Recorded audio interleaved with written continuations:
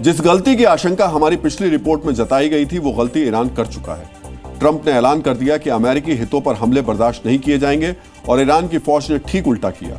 हम ऐसा क्यों कह रहे हैं, ये जानने और समझने के लिए आपको अगली तस्वीर जरूर देखनी चाहिए। ये वीडियो चंद घंटे पहले का है, जब ईरान ने इजराइल पर एक और मिसाइल अटैक किया, लेकिन इस हमले में एक मिसाइल तेल अवीव में अमेरिकी दूतावास के ऊपर जा गिरी। मिसाइल अटैक इतना भीषण था कि दूतावास की इमारत का एक हिस्सा मलबे में तब्दील हो गया और अमेरिकी दूतावास में चीख पुकार मच गई। हमले की वजह से अमेरिकी दूतावास को अस्थायी तौर पर बंद करना पड़ा। अमेरिकी दूतावास पर सीधा हमला करके खामनेई ने ट्रंप के अहम और शक्ति को चुनौती दी और अमेरिका में यह आशंका बढ़ रही है कि तेल अवीव में दूतावास पर हमला सिर्फ एक शुरुआत है। ईरान आगे भी अमेरिकी हितों को निशाना बनाता रहेगा।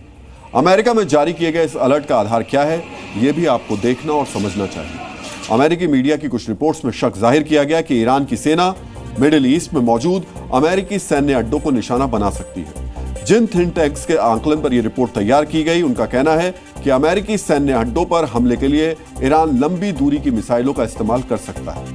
साथ ही एक खतरा यह भी जताया कि यमन, सीरिया और लेबनान में मौजूद हूती और हिजबुल्लाह आतंकवादियों को अमेरिकी सेना पर हमले के लिए इस्तेमाल किया जा सकता है। ईरान से इस खतरे को लेकर अमेरिका भी संजीदा है, क्योंकि मिडिल ईस्ट में अमेरिका के कई सैन्य अड्डे हैं और ये ईरानी मिसाइलों की रेंज में आ सकते हैं।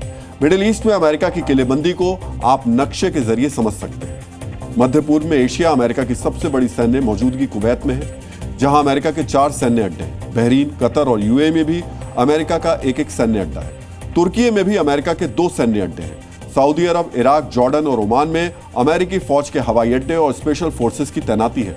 कुल मिलाकर इस क्षेत्र में अमेरिका के 40,000 फौजी तैनात हैं। आर्मी और एयरफोर्स के साथ ही साथ मिडिल ईस्ट में अमेरिकी नेवी की भी बड़ी मौजूदगी है। अमेरिकी नौसेना के 8 युद्धपोत, 1 पनडुब्बी और 1 विमान वाहक पोत मिडिल ईस्ट में हैं, जिन पर कुल 7,500 अमेरिकी नौसैनिक तैनात हैं। तकरीबन 47,000 सैनिक, साथ में फाइटर जेट और युद्धपोत। मिडिल ईस्ट में ये अमेरिका की शक्ति भी है और कमजोर नस भी। इतनी बड़ी फौज के साथ अमेरिका ईरान को नुकसान तो पहुंचा सकता है, लेकिन अगर विदेशी धरती पर अमेरिकी सैनिक कुर्बान हुए तो अपने देश में ट्रंप को जवाब देना मुश्किल हो जाएगा।